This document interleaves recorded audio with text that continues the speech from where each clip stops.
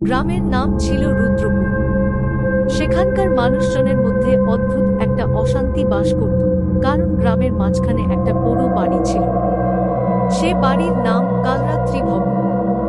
শোনা যায় এই বাড়িতে এক ভয়ঙ্কর দুর্ঘটনার পর থেকেই সেখানে মানুষ গেলে আর ফিরে আসেনি।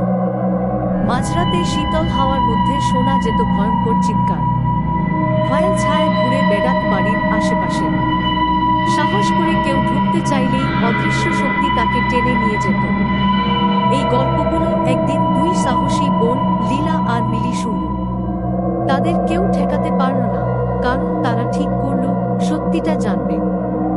এক গভীর রাত, অমাবস্যার অন্ধকারে তারা বাড়ির দরজার সামনে দাঁড়িয়ে। দরজা ধাক্কা দিতেই যেন হাজার বছর বন্ধ থাকা দরজা কেঁপে উঠল। ভেতরে ঢুকতেই দেখতে পেল দেয়ালে মানুষের রক্তের দাগ আর অদ্ভুত চিহ্ন। বাতাসে মিশেছিল এক ধরনের পচা গন্ধ। হঠাৎ করেই একটা ফিসফিস আওয়াজ শুনতে পেল তারা। শব্দটা আসছে একটা পুরনো দড়ি বাঁধা দোলনার দিক থেকে। দোলনাটা ধীরে ধীরে নড়ছে, কিন্তু আশেপাশে কেউ নেই। মিলি এক ধাপ এগিয়ে যেতেই হঠাৎ করে একটা চিৎকার। দোলনা থেকে একটা হাড়গিলে রূপ নিয়ে ভূত বেরিয়ে এলো। লাল চোখ, মাংসপিণ্ডহীন চেহারা। ভূত জানায় সে ছিল এই বাড়ির মালিক। একসময় তার পরিবারের সবাইকে গ্রামের কিছু লোভী লোক মেরে ফেলেছিল। সেই ভয়াবহ রাতে তার উপর চালানো হয়েছিল অবর্ণনীয় নির্যাতন। তার পরিবারের আত্মা আজও এই বাড়িতে আটকা পড়ে আছে। প্রতিশোধের আগুনে জ্বলতে থাকা আত্মা এই বাড়িতে ঢোকা সবাইকে টেনে নিয়ে যায়।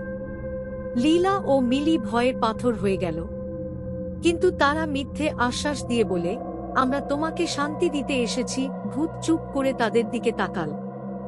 লীলা আর মিলি যখন পালানোর কথা ভাবছে, তখন ভূতের আকৃতি বড় হতে লাগল। চারপাশ অন্ধকারে ঢেকে গেল।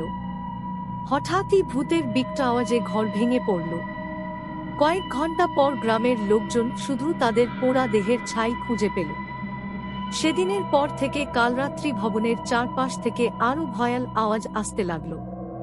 রুদ্রপুর গ্রাম ক্রমে জনশূন্য হয়ে পড়ল। যারা থেকে গেল তারা রাতে দরজা বন্ধ করে রুদ্ধশ্বাসে কাটাত। আর সেই কালরাত্রি ভবন দাঁড়িয়ে রইল আরো কত লীলামিলির অপেক্ষায়।